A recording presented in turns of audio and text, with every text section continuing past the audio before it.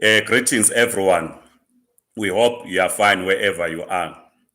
It is that time of the year where workers are traveling to their villages, to their hometowns, to be with the families over this festive season.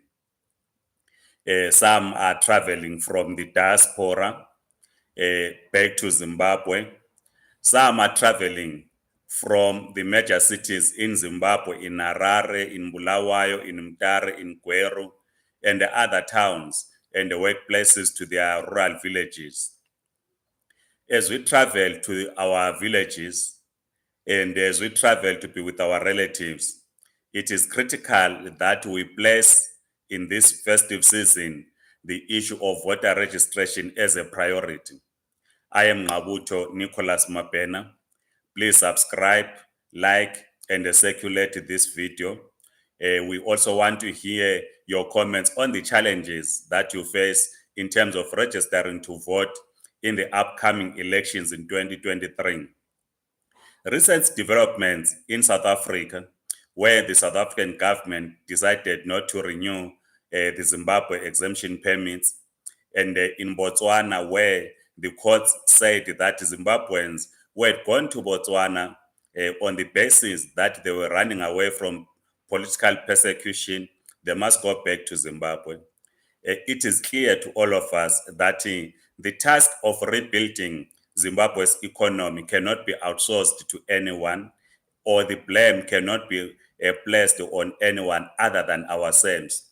It is our task that as Zimbabweans, we begin the process of rebuilding our economy without expecting anyone to do it for us.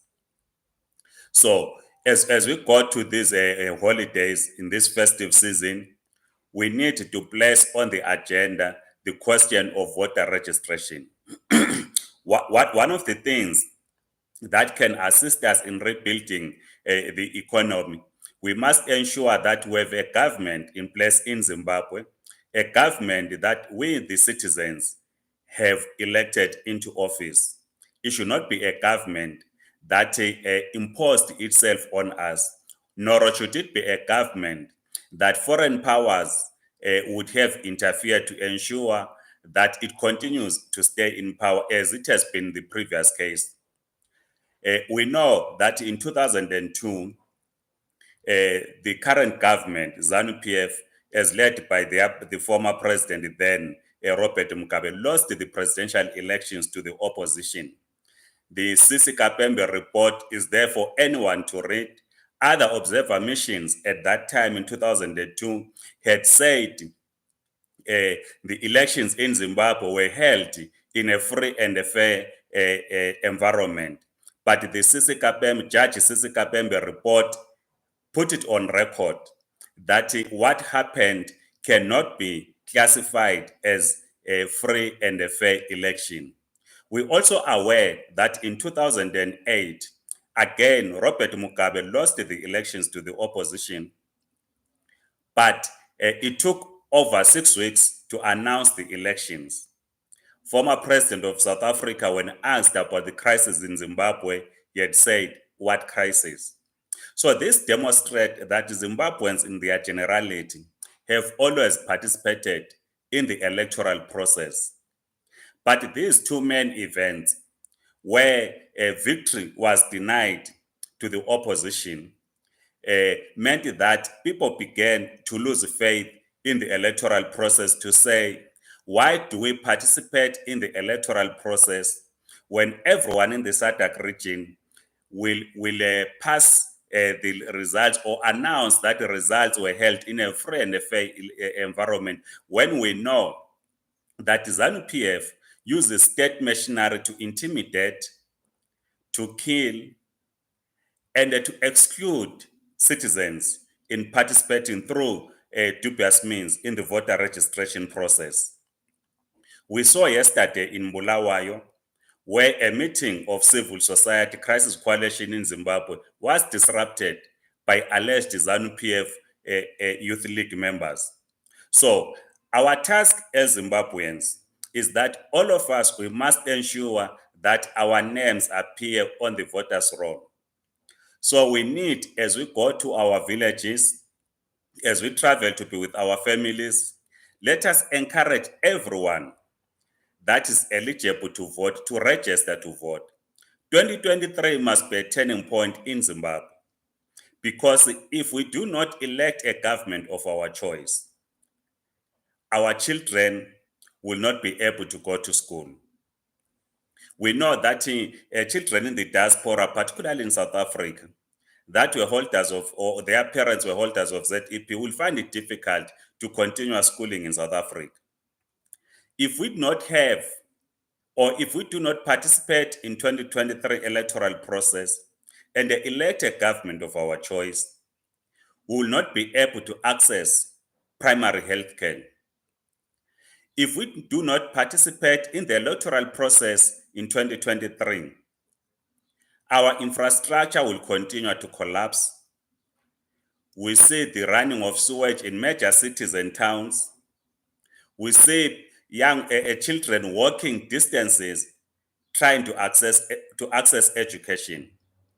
So we have a task, and our task is to register to vote. If you are not traveling because of one reason or another, please ensure that your relatives that are in Zimbabwe do register to vote.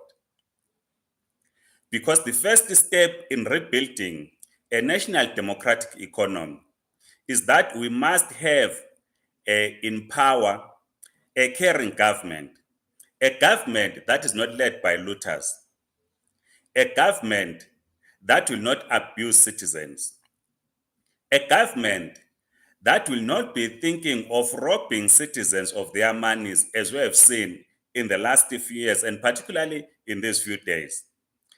You will agree with us that we are in the making of a situation where people are applying for 318 US dollar passports. Some have submitted, they are waiting for their passports. While waiting for their passports, they are now told they have to apply for a new passport within the 2 years, which is $200, as we announced in the previous video. We are not opposed to an e-passport, but we have always condemned the high prices of passports. We saw recently when the Minister of Finance in Zimbabwe, Professor Mthuli Ncube, announced that anyone who buys a cell phone outside the country is going to be taxed. So the government of Zimbabwe every day seeks to come up with plans of raising money through citizens. So it is therefore our task that all of us, we should not give up on elections. What we need to do as citizens, let us all register to vote. It is the first step to put in place a democratic government, a government that will be committed in rebuilding the national democratic economy. On this channel, we will continue to discuss this question, particularly on why we should participate, as we have said, but particularly which party do we think represents the interest of the working class and the peasants. Because when we talk of participating in the electoral process, we do not seek to remove ZANU-PF from power and replace ZANU-PF with another political party that is going to do worse than what ZANU-PF is doing. In Zambia, you will know that in 1991, they removed the part of National Liberation Unit, but the MMD, as led by Chiluba, then the late president of Zambia, became worse, and the conditions of Zambians did not change. So we must be careful as well in Zimbabwe that as we seek to remove ZANU-PF, because all of us as the majority, we agree that there's nothing new that ZANU-PF is going to bring for it to lead in the rebuilding of our economy. It is now clear to all of us that we need new leadership in Zimbabwe to lead government. So we will be having a number of series where we'll be discussing asking ourselves or discussing the question of who amongst Zimbabweans in their generality is best in leading our nation. But all of us, the task that we have is that we must participate in the electoral process. We cannot rebuild the Zimbabwean economy under these conditions when ZANU-PF is in power. So as I conclude, make sure that your name is on the voters' roll. Visit your district offices during this festive season as you visit your village, as you visit your families, and register to vote. If you are not traveling, make sure your relatives do register to vote. Thank you. Please subscribe, circulate. We hear your comments. Want to understand the challenges that you face in terms of registering to vote in the Zimbabwean elections. Thank you. Bye-bye.